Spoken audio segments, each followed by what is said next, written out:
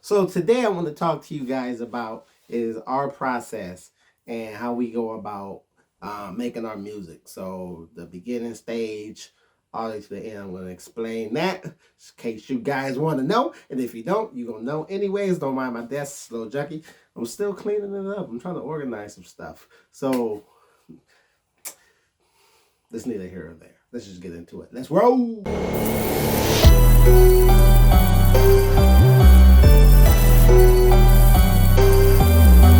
So, our first steps that we take when we finna make a song is the song. So, the way we operate is through God. We do Christian rap. We make music about God and our situations and how we overcome those situations with God. So, step number one in this process is get to know God.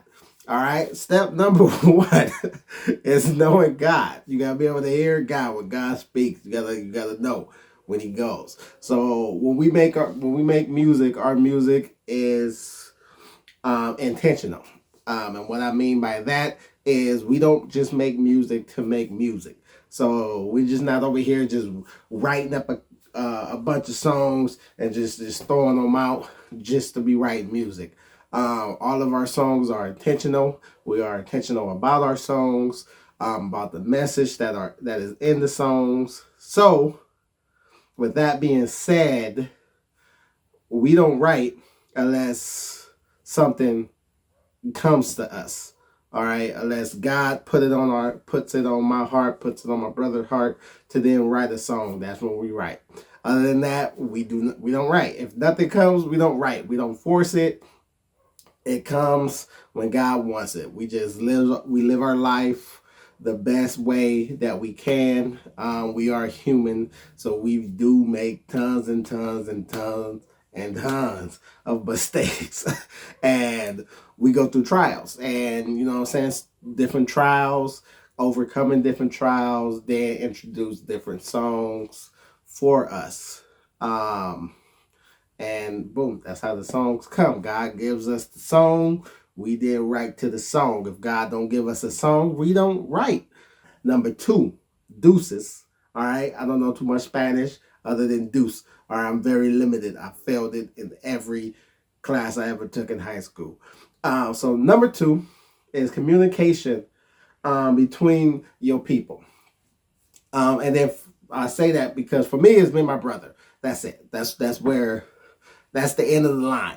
But for some people, it's the guy who makes your beats. It's the guy who records you. It's the guy who does your mixing and mastering. If you got all these people, if you know what I'm saying, you got a team, it's your team. Whatever your team is talking to your team to work it out. So for me, we use for communication, we use an app called Marco Polo. If you haven't heard of it, it's a video chat. So basically what you do is you just record a video and you send it, and it sends it to the person. You know, you can create a group. So in our group, it's just me and my brother. And then that's how we communicate. I'll make a video saying whatever I got to say. Boom, it automatically sends to him. Then whenever he gets time, he can listen to the video. He can go back and rewatch the video. So if I already got a song, I got the hook and I got the beat, or at least I got the hook or I got the beat. One or the other or both. I'll hit him up. I'll be like, yo, I got this song.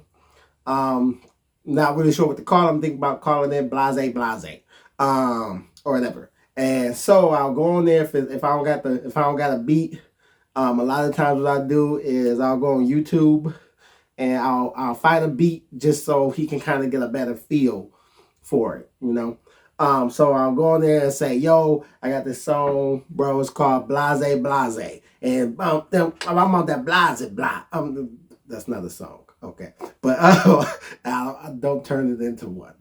But, you know, that is down there. You know what I'm saying? Or if I just got the beat, I just got an instrumental, I'll be like, yo, bro, I'm sitting over here. I just created a new beat. Let me know what you think. Play the beat for him. Let the beat play through so you get a good feel for it. And then boom.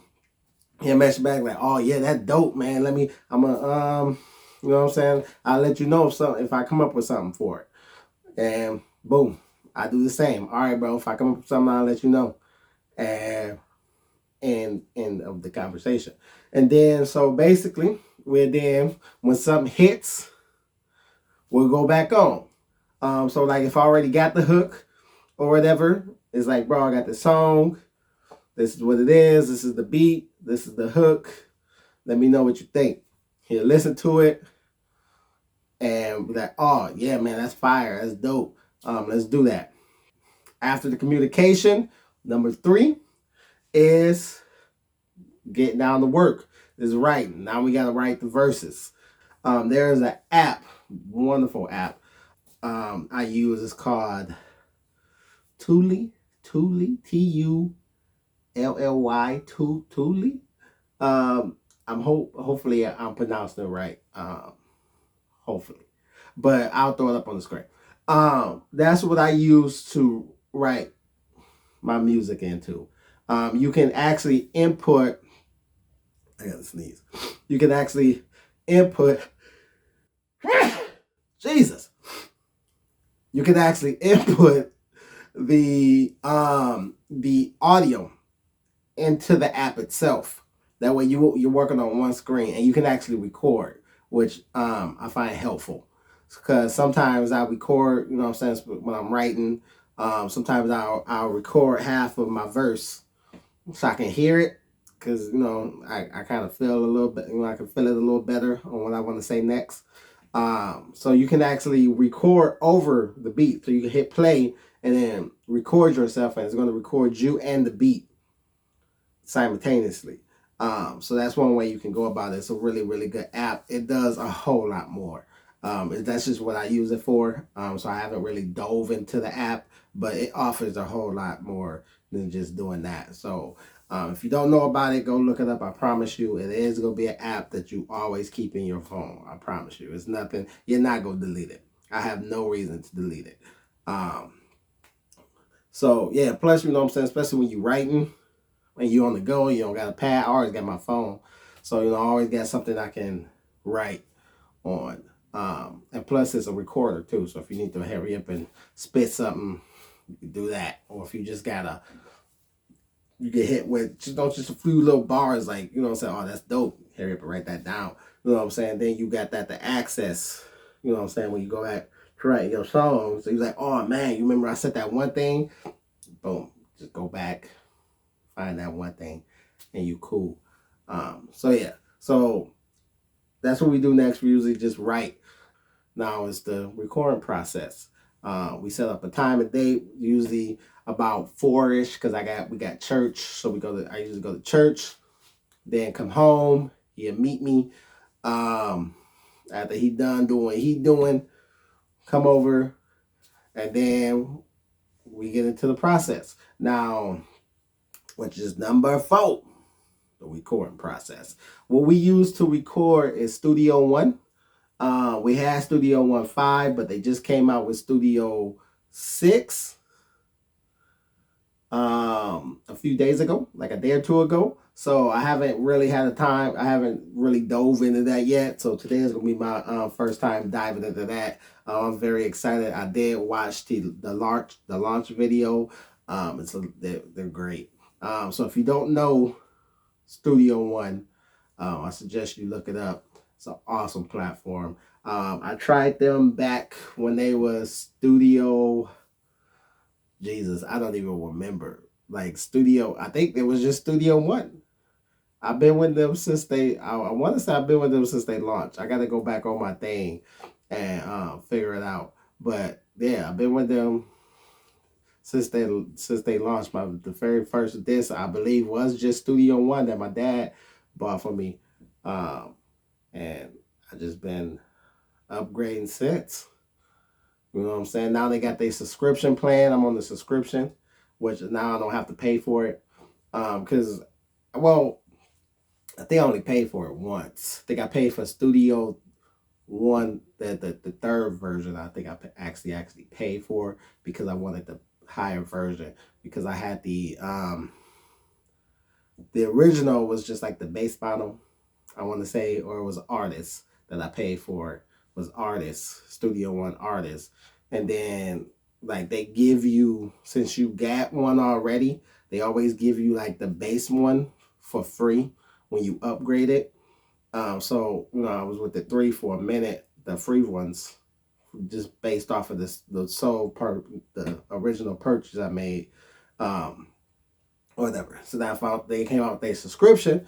Now I ain't gotta worry about that. You get the professional every time it comes out.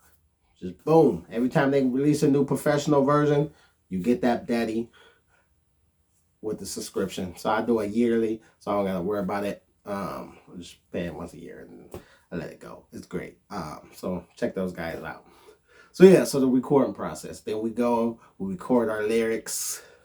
You know what I'm saying? If we got any type of feature person. So if it's like a song, because that's the only time we ever had a feature, is singing wise.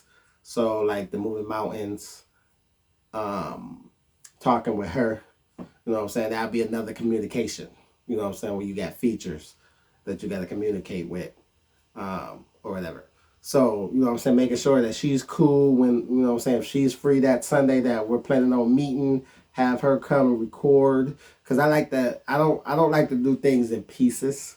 I like the whole team to be at the same time. So if I got a feature, I want that feature at the same time that my brother is doing his part, and at the same time that I'm doing my part. This energy. I like the energy in the room. We feed off of each other. If we see something we can tweak, something we can, you know what I'm saying? Like, oh, you should do this instead. You know what I'm saying? I want all that to be in the room. Like, I like that in the room. During time I didn't do it was on the uninvited, because that was done online. A girl I reached out to that doesn't live in the U.S.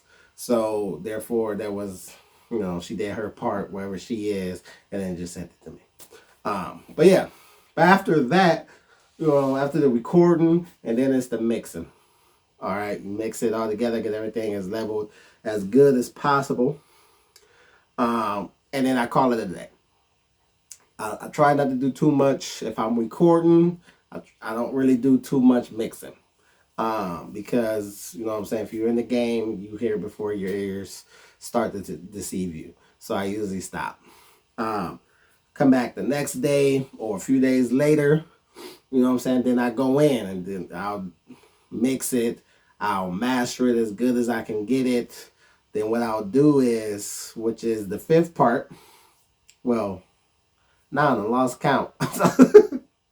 So basically what I'll do for the mixing of it, is I'll mix it as good. You know what I'm saying? I'm in here mixing it, get it down.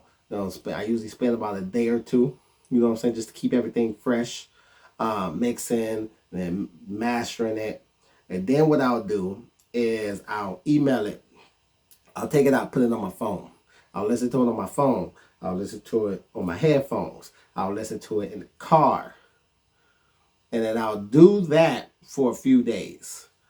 And basically that gives me the opportunity to hear it on different things. So I'm hearing it through a phone, I'm hearing it through headphones, and I'm hearing it through a car stereo. And basically I'm writing things down that I feel need to be corrected. If something is too loud, something is off, you know what I'm saying, I'll write whatever's off about it, I'll write it down. All right, then I'll come back, fix whatever's off about it. If something is too loud, if you know what I'm saying, if it's too muddy, if you know what I'm saying, if there's no mid range, so everything is either low or high and there's nothing in the middle, you know what I'm saying, I'll fix that, you know what I'm saying, try to tweak that. And then once I get that, I'll go back and do the same thing. Phone, headphones, car. And I'll do that until I feel like, oh, okay, I think I got it. Getting people in your circle, and then getting people that you can have listen to it. So basically, I'll email my listening party. We just call it a listening party. All right, so that I would email it out to the people that I want to listen to this song, and then that usually takes about like a week or two. Um, I'll send that out and I'll let them hear it, and then send me their feedback on what they think needs to be changed. If it sounds good, you know what I'm saying, they'll tell me like, oh yeah, bro, you good, go ahead. Because I email it with the title, "Is this ready to be released?" All right, that way they know that this is the final cut of this song. This is, if you tell me it's good, I'm finna release it. So, you know what I'm saying, getting people that's, you know what I'm saying, is gonna do that for you. You know what I'm saying, is very critical. You know what I'm saying, get some ears to listen before you release, not just yours and not just whoever. You know what I'm saying, get people that, you know what I'm saying, it's not just me and my brother listening to this, it's other people listening to this. So I emailed that out, wait about like a week or two to get people's response. Like, you know what I'm saying, if they say, yo, that's dope, on which I get that a lot. For people that I send it to that is in the music game, sometimes they're a little bit, they're a little bit more with their response. Like, hey, you know what I'm saying, maybe you know what I'm saying, add a little bit on this part, or you know what I'm saying, do a little bit more here. You know what I'm saying, or you know what I'm saying, maybe you should add like an ad lib at this part. Like, they more detailed about it. But get that feedback. Once you get that feedback, if you get the all heads up, you good. If not, then I go back and then I tweak it. If I don't get the all good from everybody, I go back and then I take their suggestions and then I add that in there. On which the song That King, I got to go back because I got a couple of suggestions. So I'm gonna go back, add some of those suggestions, add the suggestion because some of the suggestion was actually, you know what I'm saying, I feel like that the whole suggestion would be lit. Is releasing your music. So basically, what we use to release our music is DistroKid. So I upload on DistroKid. I usually, depending on the timeline, I try to get songs done a month in advance from my original timeline. But I don't push anything under 2 weeks. Once it gets under 2 weeks, I just push the release date uh, up a little bit. Keep it within at least 2 weeks. I wanted to give it at least 2 weeks before it release. Solely because one, DistroKid recommends it. Two, it just gives DistroKid more time to hit more people at once.